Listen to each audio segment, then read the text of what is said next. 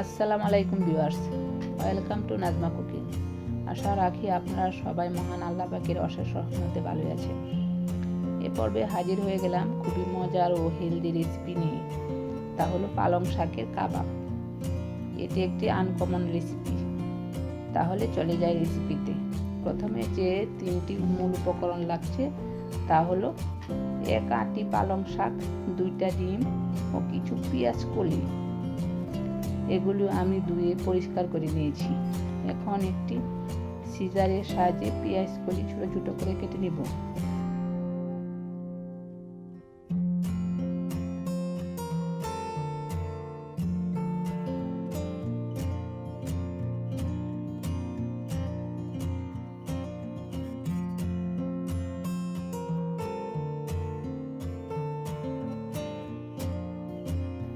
দেখুন আমার পেঁয়াজ কলিগুলি কাটা হয়ে গেছে।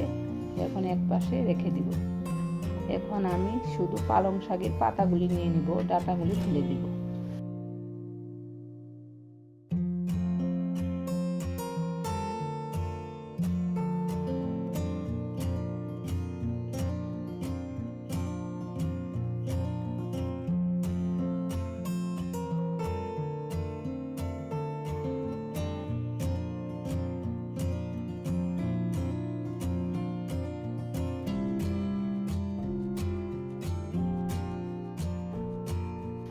এখন পালং শাকের পাতাগুলো আমি একটি সিজারের সাহায্যে কুচি কুচি করে কেটে নিব।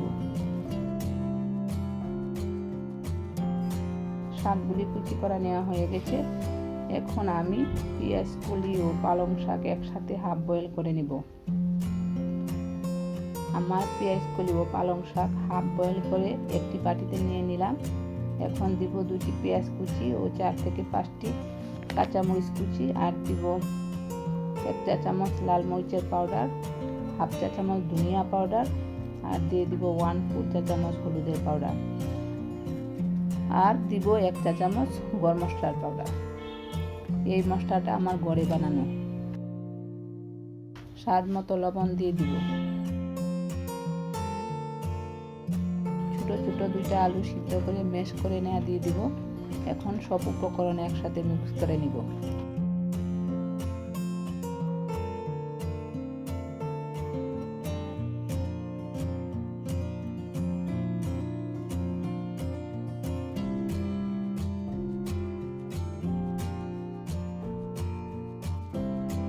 মিক্স করে নেওয়া হয়ে গেলে দিয়ে দিব 2 টেবিল চামচ রাইস পাউডার।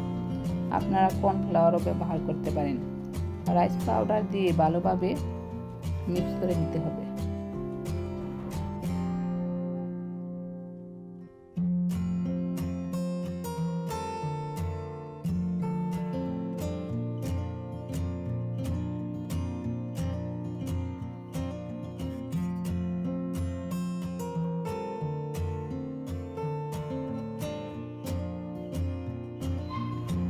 মিক্স করে নেওয়া হয়ে গেছে। এখন আমি গোল করে কাবাবের শেপ করে নিব। আপনারা যে কোনো শেপ করে নিতে পারেন।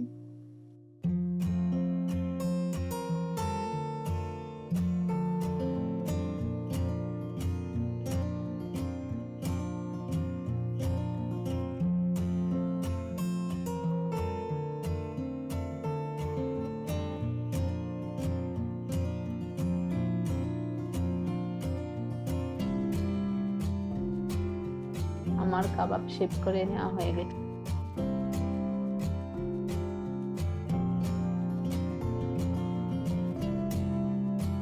এখন আমি একটি বাটিতে 2টি ডিম ভেঙে নিলাম, সামান্য লবণ দিয়ে দিলাম। ডিম 2টা আমি ভালোভাবে ফেটিয়ে নিলাম।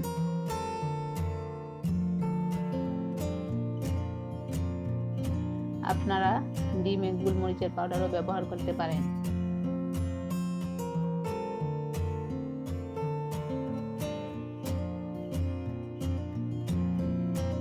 এখন একটি প্যানে পর্যাপ্ত পরিমাণ রান্নার তেল দিয়ে তেলটা গরম করে নিয়েছি। এখন একটি একটি করে কাবাব ডিমের ব্যাটারে চুবিয়ে গরম তেলে দিয়ে দিব। চুলার আঁচটা মিডিয়ামে রেখে উল্টে পাল্টে 4 থেকে 5 মিনিট ভেজে নেব।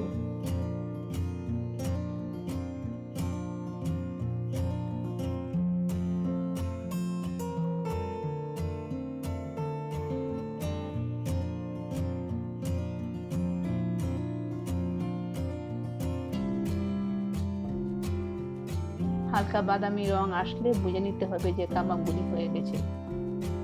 বেশি ভেজে নিলে কাবাবগুলি তেতো হয়ে যাবে, কারণ শাকের কাবাব বেশি ভাজলে তেতো হয়ে যায়।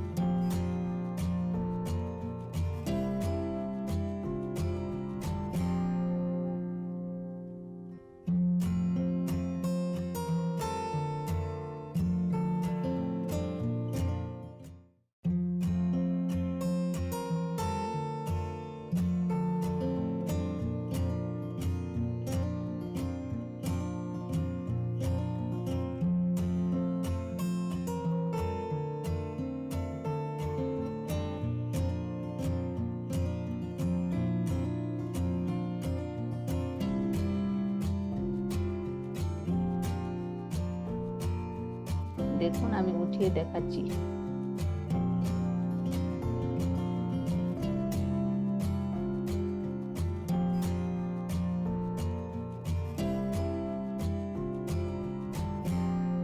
দেখুন কত চমৎকার হয়েছে, খেতেও খুব টেস্টি হয়েছিল।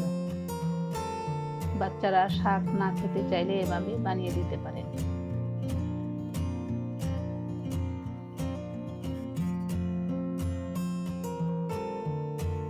আজ এ পর্যন্তই। আপনারা সবাই মহান আল্লাহ পাকের ইচ্ছায় ভালো থাকবেন। আমার জন্য দোয়া করিবেন। আল্লাহ হাফেজ।